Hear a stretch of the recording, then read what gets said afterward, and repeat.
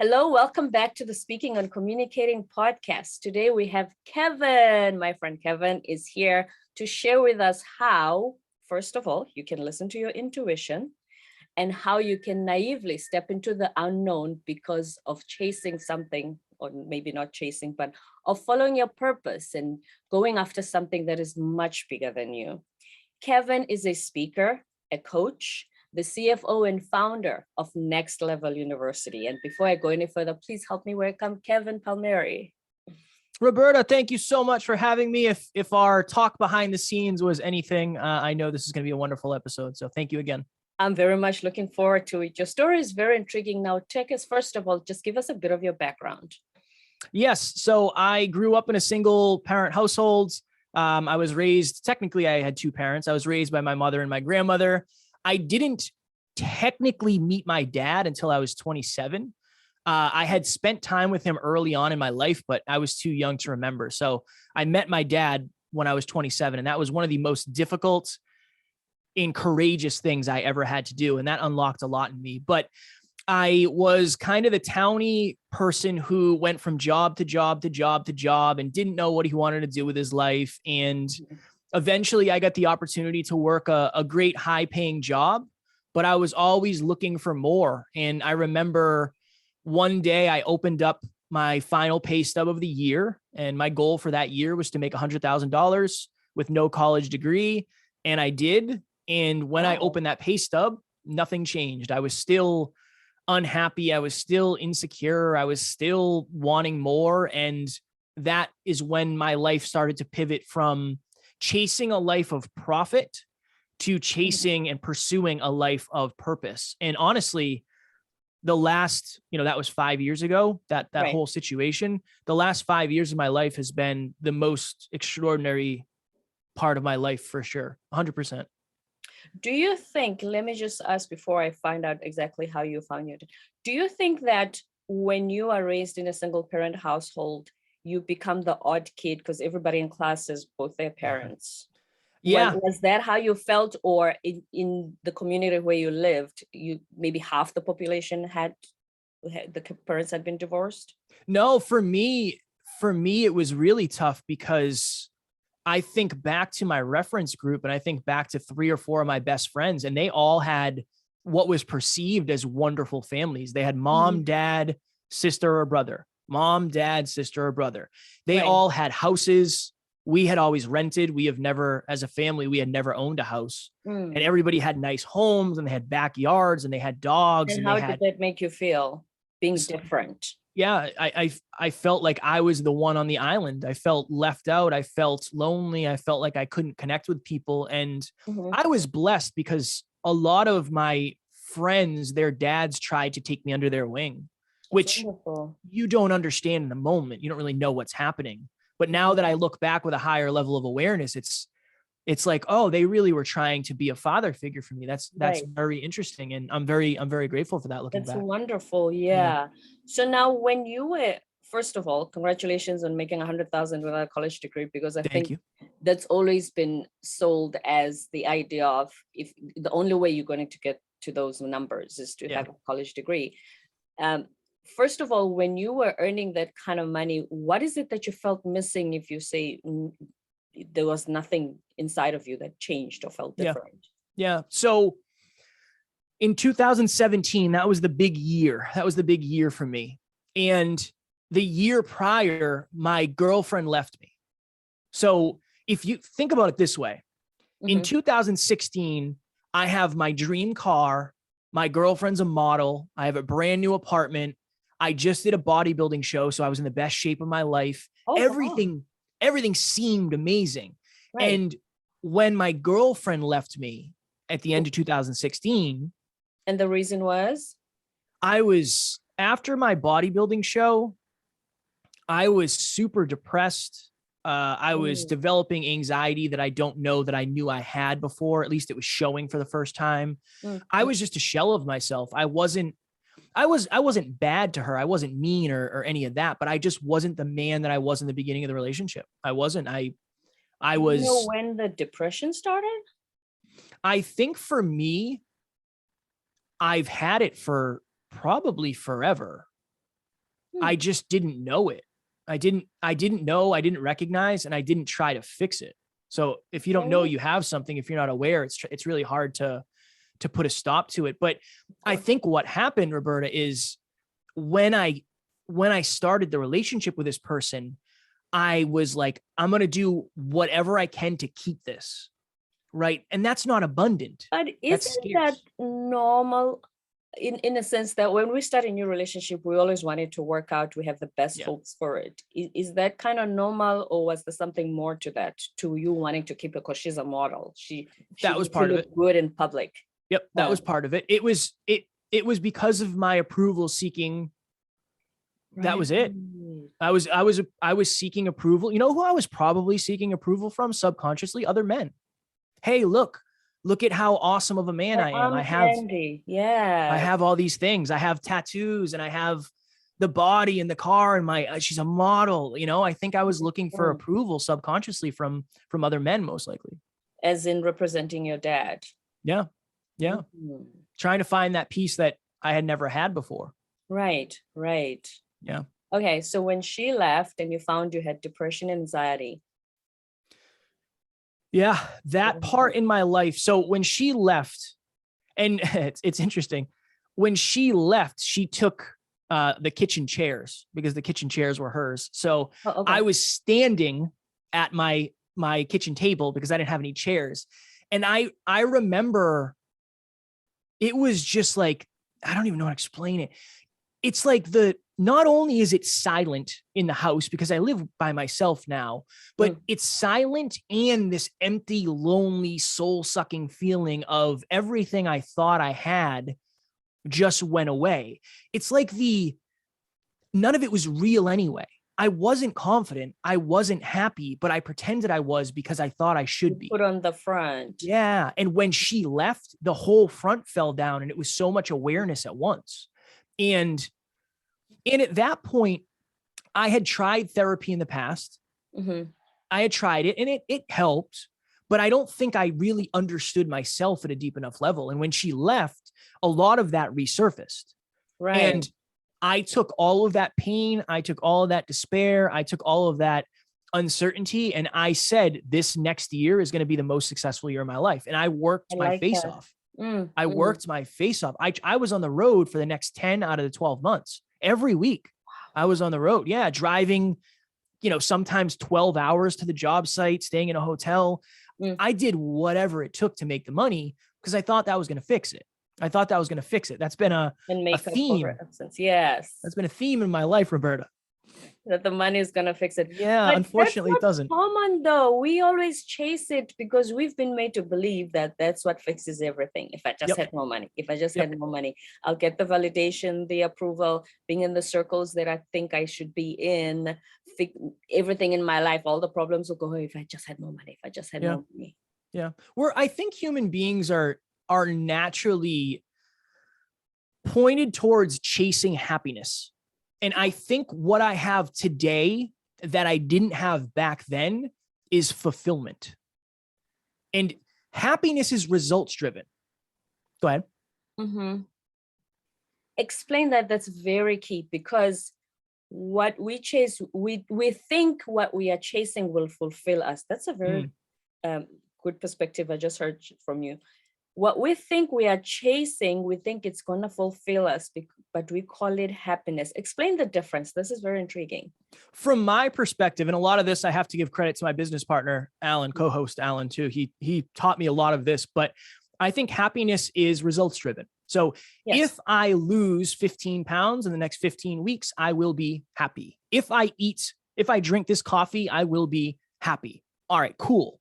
I think, due to what Alan has helped me uncover, that fulfillment is the soul's recognition of alignment with its greatest potential, with its greatest self, with its ultimate purpose. And there's a reason I was more fulfilled when I was broke podcasting, than when I was wealthy doing something that was out of alignment.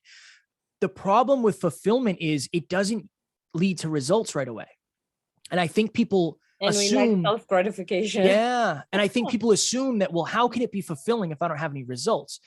Yeah, it's always about the destination. The destination dictates the journey, but the journey is what you're on for 99.9% of the time. You're on the journey for most of the time. So the journey has to fulfill you. And if it doesn't, you're going to end up getting to the end and saying, why was I doing that anyway?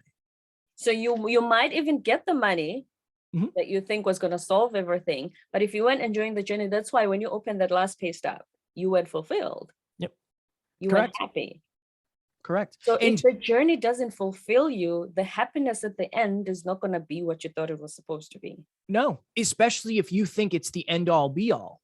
Right. There's no such thing as just being happy. No. Like what happens tomorrow though? If tomorrow you wake up and the house burns down, you're not going to be happy about that. Understandably. Yeah. But I do believe it's the intuitive part of, why do I love doing this so much?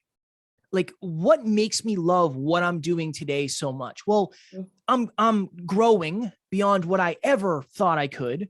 I'm contributing. We've been heard in 120 countries. Like we're contributing to the planet. That's amazing. That's awesome. We're making more money than I ever have before. I am engaged to be married.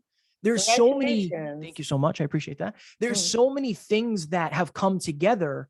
Now, all of those things together are happy. Yes, I'm happy I'm getting married. I'm happy we're making more money. But the thing that motivates me more than anything is I am fulfilled because we're contributing to something greater than ourselves.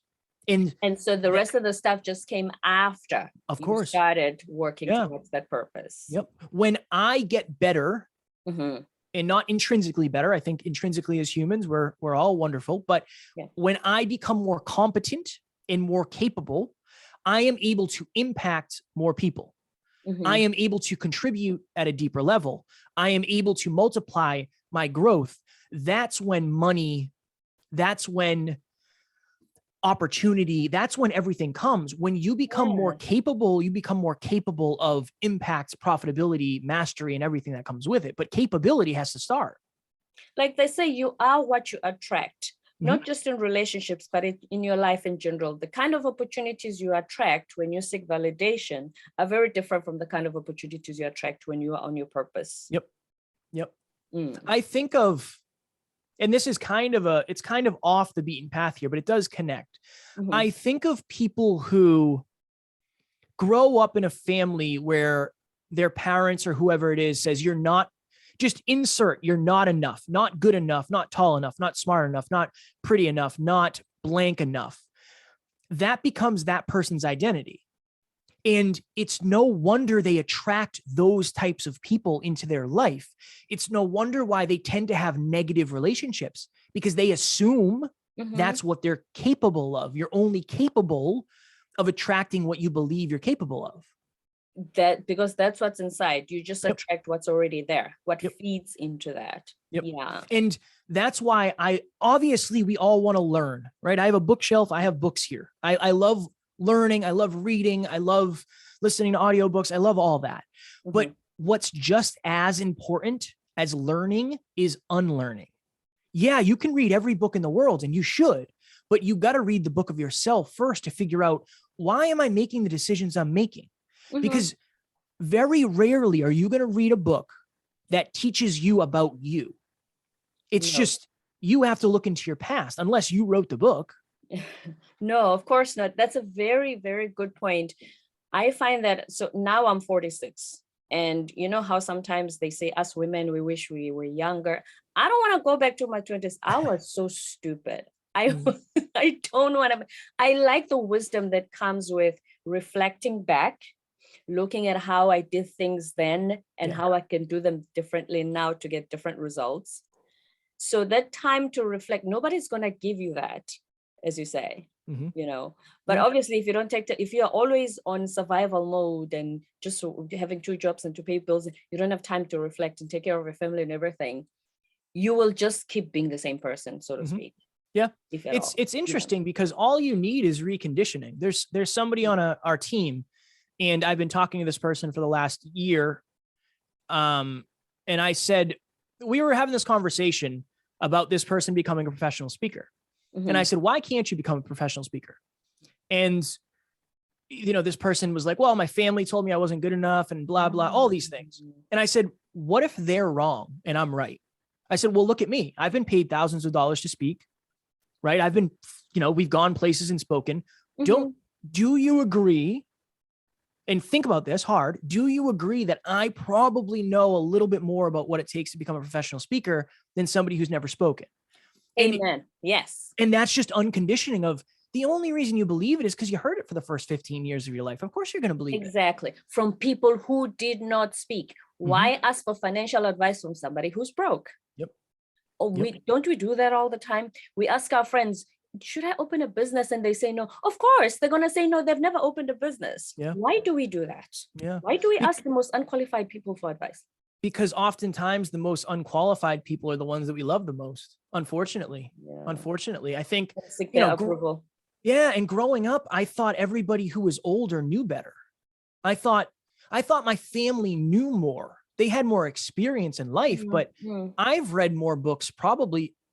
I would say that fairly confidently. I've probably read more books than my entire family, and that's okay. They want something different than I do. But just because somebody is older, just because they raised you, it does not mean that they know what's best for you. They most likely don't. You're the person who lays your head down at the end of the night on your pillow with your thoughts. Nobody else knows what you're actually thinking. And in a weird way, nobody really knows what you're capable of because they can't really. They can't unless they've done what you want to do and you're walking in their footsteps. But other than that, I'm convinced of this, Roberta. Most people are not afraid to lose relationships. They're afraid to lose love. They think these relationships are based on. Most people aren't afraid to lose relationships. They're afraid to lose what is perceived as love. Unfortunately, I think in many of these relationships, that love is just attention. That's all it is. It's attention. Just having the people around you. Yep. It's company. It's company. There's people out there right now, if you're watching or listening. And again, our message at Next Level You is heart driven, but no BS. So if anything I say comes off as hardcore, I apologize, but it's all with heart. I promise.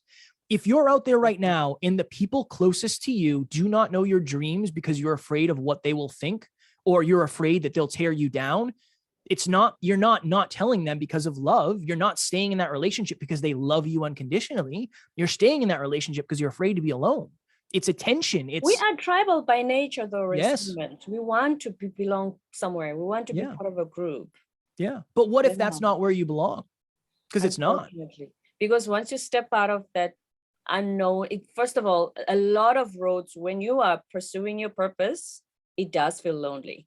Because like you said, you're the only one in your thoughts. You're the only one who understands where you want to go.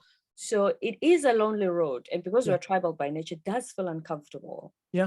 Yeah. But nowadays, and this is the beautiful thing, and obviously the pandemic and quarantine and all that made it very difficult for mental health and all things connection. But nowadays you can go on Facebook and you type in entrepreneur and there's 1,000 groups that are going to come up that are filled with other entrepreneurs, podcasters, speakers, coaches, dairy farmers, anything you can find. So all kinds. Yeah. We just have to get comfortable with you've got to get comfortable with the space between who you are and who you want to be. And that's you getting out of your comfort zone. There's the comfort zone. That's the smallest ring. And the next ring out is the learning zone. And then the furthest ring out is the anxiety zone. I think most people either stay in comfort or they bounce from comfort to anxiety. You got to figure out where your learning zone is and then expand your learning zone. And that just takes time. Learning and unlearning, as you said, the entire belief system that you held that was holding you back, having to unlearn that, having somebody mirror that back to you and say, hey, is it really true that you're not a speaker? Like you asked. Yeah. It's hard. That's the hardest part. That's the hardest part. Everything else, comparatively, depending on, who you are and your circumstances, is probably a little bit easier because you looking into the book of your past and digging up old memories and then connecting dots of, oh my goodness, that's why I've been acting this way because of this fear. That can be very painful. And I think the reason we regret as human beings is because we look back with a higher sense of awareness and say, oh, I never should have done that. Well, you didn't know that at the time. And if you did know better, be forgiving of yourself. Yeah. You kind of got to be, because if you didn't know better, you couldn't do better. And that's just, it's painful to look back, but you can use it now to avoid that happening again. And part two, you can use that now to help people avoid that at their point in that journey. If somebody is 15, exactly. Use your pain as your purpose. Right. So when it comes to moving into that learning zone, what are some of did you do anything in particular in order to be comfortable in the discomfort and expanding your learning zone after you quit your very secure $100,000 a year job? Yeah. So I wouldn't take my journey, because I definitely lived in the anxiety zone for probably 2 years. Right. I mean, there was no learning for me. It was going from making very good money. And again, I when I left that job, I had money in the bank, and I had positioned myself in terms of, I moved in with my best friend. My rent went from $1,400 a month to $500. So I was saving money. Yes. But for me, it was constantly doing things out of my comfort zone. It was hard. It was probably negative. The amount of things that I did that were outside of my comfort zone, whether it was flying across the country when I'm terrified of planes, or going to networking events, like one of the scariest things I've ever done. And I hadn't been on a plane since I was like 8 years old. So it had been 20 years since I'd been on a plane, and I have huge anxiety around planes, huge anxiety. Wow. We get on a plane, we fly to Florida from Massachusetts to spend a week with one of our mentors, who I had never met, or no, I'd met once, and we're living in his house for the week. Very strange. I had an anxiety attack when we got there. I had an anxiety attack. Then we fly to Boston again, and then we fly across the country to Arizona for a Brendan Burchard event. That was 4 days. Oh yes, I know Brandon. Yeah, big fan. I love Brendan. And the whole time I was there, I thought I had hair stuck in my throat because I didn't know what anxiety was. I had anxiety the entire time. It was 100 degrees. We're eating lunch outside, and I literally couldn't even eat because I had such bad anxiety. My throat was closing up. I had no idea what was going on. I thought I was dying. I had no clue what was going on. I was way outside my comfort zone, arguably too far outside of my comfort zone. So it's hard, because oftentimes it's the necessity of our situation that determines where we actually are on the spectrum of comfort. And unfortunately, I didn't have the opportunity to stay comfortable because I needed to find a way to start making money pretty quickly. Right. So for me, I skipped it. Push through. You didn't have time to sit and feel sorry for yourself. No. And that's now a giant benefit. Now my ability, my grit and my perseverance is the highest it's ever been. And, I was broke for 4 years. So, there was a part, Roberta, where we had a podcast studio, and my car had, number one, the brakes were basically gone. So that was a whole thing. But anytime I would be going under 10 miles an hour, my car would just stall in an intersection, getting off a street, taking a right turn. It would just stall. Yep. Didn't matter. And I would have to turn it on while I was rolling down the street and rev it up to get it going. And I couldn't afford to fix it. I just couldn't afford to fix it because it was going to be like $800 to fix. And then the engine ended up blowing completely. And I kept driving it for several months after that because I couldn't afford a new car yet. So, and you don't have the CTA in Massachusetts like we do in Chicago. No. Yeah, no, not like that. No, not where I was living. So the point I'm making is, I think that your destination is going to determine your journey, and your destination is ultimately going to determine how much outside of your comfort zone you have to be. If you don't want to change at all, you never have to be discomfortable, ever. You don't ever have to be outside of your comfort zone at all. Yeah. You just stay the same. Do we admit to ourselves that we don't want to change at all? Or when it gets a little uncomfortable, we say, you know what, I like the status quo. Yeah. I I think, prefer the status quo, not that I yeah. like it. I prefer it than this discomfort, than this unknowing, than this dark place I'm stepping into, you Yeah. know, because Yeah. we like the secure. I know, yes, I don't like it, but you know what? I know the devil I'm dealing with. Yep. Yep. It's so interesting because you, in a weird way, yeah, so it's I like the devil I know versus the devil I don't, right? Mhm. The devil I know, at least I know. The devil I don't. The I know how to problem deal is with that. the devil you don't know also is the everything else you don't know. Like when you go through the devil you don't know, you get to paradise because everything is a possibility when you get through that, because It's true, you're yeah. leaving so much on the table. If you're out there right now and you were thinking the same way I was thinking of, I can never have a podcast. If I went through my life forever thinking I could never have a podcast, if I didn't have that belief that we could do it, there's 0% chance I'd be talking to Roberta right now. Exactly. Zero. It's not even an opportunity. It's like going to a vending machine and wanting something and it not being in there. You can't purchase it if it doesn't exist. I think belief is the same thing. I really do. More than ever, I think belief is the most important facet in the human condition, because without belief, you're relying on luck or you're relying on somebody else to pull you along. And neither of those are sustainable. No, if you miss all the shots you don't take. You miss all the shots you don't take. Yep. So what is the one thing that people can do today to start unlearning some of the limiting beliefs that they're holding right now? Yeah, I think one of the most important things is to start going a layer deeper. And what do I mean by that? So if you have an argument with your partner, and this, I try to do this constantly. My partner and I are really, really good about this. What we'll do after is usually we'll go our separate ways for a little bit and we'll both reflect. And I'll think, okay, why did I say what I said? Why did I say it that way? Why did I get so triggered? Oh, when she asked me if I could put the dishes away, maybe she said it in a way that felt like she was talking down to me. And my ego flared because I had to assert my dominance as a man. And again, that's just me going a layer deeper. Okay, where did that come from? Oh, maybe it came from the fact that I assumed I had to be masculine all the time in order to get love. Boom. You just ask yourself, why? Why did I do that? Because of this. Okay, well, why did that happen?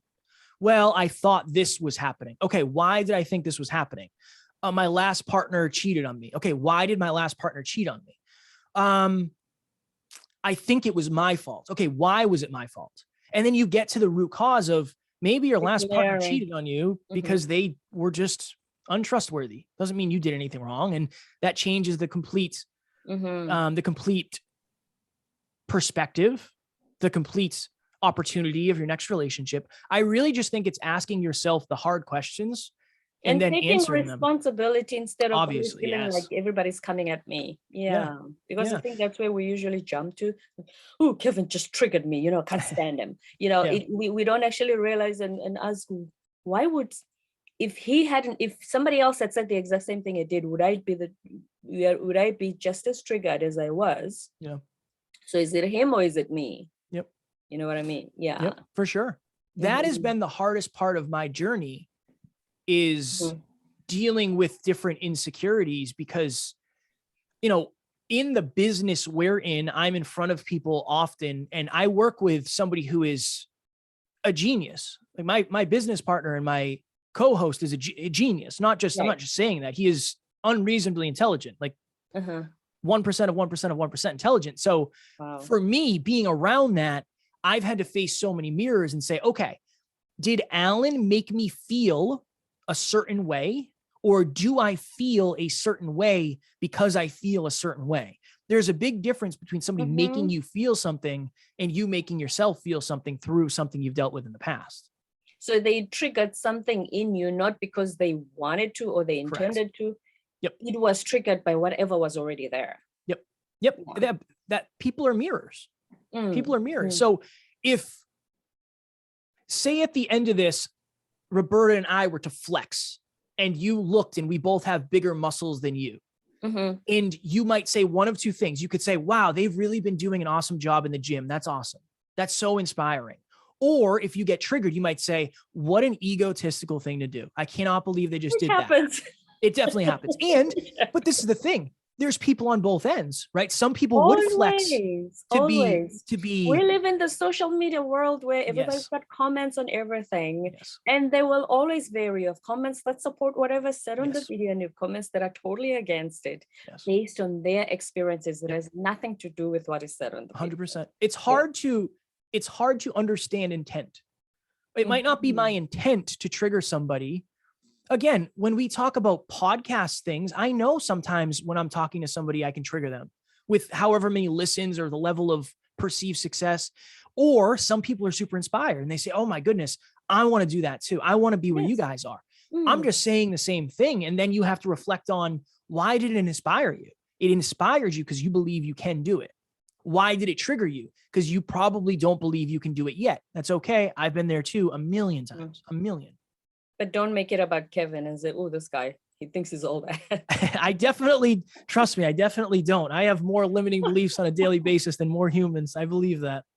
Kevin, you say your motto is your daily habits. What are some of your daily habits before we close and ask for your social media handles? Yes. So please don't let this overwhelm you. If you're watching this or listening to this, I track 24 habits a day. So I track podcast listens, dollars earned and net income and all that gross and profit margin and all that stuff. I post on social media. I post on my story. I send a video to all of my new followers, everything. So I do. You take the necessary actions every day for Every your day. business. I don't miss. I haven't missed a habit in 6 months. Every day I do. That kind of discipline. I think people are looking for ways into which they can establish that kind of discipline for themselves, whatever it is they need to do. Yeah, it starts small. That's the thing is, like, if you're listening, you say, oh, I can never do 25 things a day. Trust me, when I started this, I was doing 5. I was doing 5 and I was getting 50%. I was getting 50% done. So this is what I like to say. Okay. We break things into health, wealth, and love. Okay. Health, wealth, love. What are you doing right now today when it comes to your love, whether it's self-love or love with a partner or love with a family, whatever it may be? Okay, cool. Write that down. For most people, it's not much. They're just like, I don't really know. I don't really have any systems. Awesome. I didn't either. I totally understand. What's one thing you can do every day? Last night, my partner and I are lying in bed. Before we go to bed, every night we say one thing we're grateful for about one another. Every night. That's one habit, right? Takes 2 minutes. Cool. Okay. Wealth. Start tracking your finances. You will not believe how much money you're spending on coffee if you're not tracking your finances. Every time you spend on coffee, put on a spreadsheet and you'll see how much. Oh, it's painful. It's painful. At Starbucks, yeah. Painful. $4 times 5 is $20 a week. You know, that's $80 a month. That adds up $960 a year. You'll be amazed when it adds up for you. 100%. 100%. And then health, weigh yourself, track your calories, make sure you're doing, an hour of movement a day or 5 hours of movement a week or whatever it may be. Those small shifts, they don't seem like they're doing a lot, but what people don't realize is that small shift is the first of potential many. It's the first of potential many. It becomes a habit over time. Yeah. Yeah. And then, and another deeper level. Okay. If you want a result, say you want to have a successful podcast, because that's what I talk about because I'm a podcaster. Right. What are the 5 most important things you should be doing? I don't think people reverse engineer what actually goes into their success. They just don't understand the formula yet. Yeah. And everything is a formula, right? People talk about the algorithm on Instagram. All the algorithm is a in formula. Your life. That's right. Yep. That's it. And everything. Do you want to become financially free, make more money, spend less money than you earn, and less on coffee. Yes. Yeah. And invest the difference in something that will grow consistently over time. That is a life that leads to wealth. If you want to become in better shape, track your calories, eat under your maintenance amount. If you want to lose weight, eat more. If you want to gain weight, weigh yourself. And then make sure you're drinking water. That's super important. Yes. And then love, it's just make sure you're focused on it. Make sure you have some sort of practice, some sort of weekly check-in, some sort of daily check-in, whatever it may be. It's just creating a system behind the scenes. The people who have the best results in front of the camera, in front of the audience in front of the stadium, they have the best systems behind the scenes. That's why they get to where they're actually trying to get to. Right. Your daily habits. Daily habits. Biggest difference between who you are and who you want to be is your daily habits. Thank you so much, Kevin. Now, before we close, please give us where your social media handles, where to find you, so that we can So find I more am, information on this. of course, I appreciate it. I am at Never Quit Kid on Instagram. You can find me Never at Kevin Quit. Palmieri on Facebook and LinkedIn. And then Next Level University, 7 episodes a week, all the major podcast platforms, YouTube, all that happy jazz. If you're trying to learn it, we most likely have an episode about it somewhere in the interwebs. Right. Kevin, thank you so much. We're going to start these daily habits today. Thank you so much, Roberta. Journey to fulfillment. I really enjoyed our conversation. Likewise.